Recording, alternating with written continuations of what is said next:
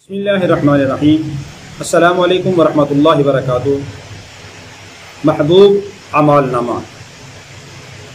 ज़ुबैर बिन Awwam रज़ी अल्लाह अन्हु से रवायत है, फरमाते हैं रसूल पाक सल्लल्लाहु अलैहि वसल्लम ने फरमाया, जो आदमी ये चाहता है कि उसका अमालनामा उसको खुश कर दे, उसको चाहिए कि कसरत से इस्तिग़फ़ार करे। यानी जब बंदा दुनिया के अंदर कसरत से इस्तिग़फ़ार करेगा, हर वक्त इस्तिग़फ़ार करता रहेगा, अल्लाह से अपने गुनाहों की मुआफ़ी मांगता रहेगा, तो इसका अमालनामा क़यामत के दिन इसको खुश कर देगा। यानी इस्तिग़फ़ार की बरकत से अल्लाह रब्बुल आलमीन इसके गुनाहों को मुआफ़ करते रहेंगे और नेकियां ही नेकियां इसके नामा अमाल में लिखी होंगी।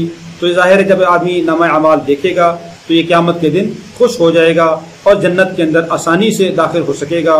अल्लाह रब्बुल आलमीन हम सबको ज़्यादा से ज़्यादा इस्तिग़फ़ार करने की तौफ़ीक़ अता फरमाए।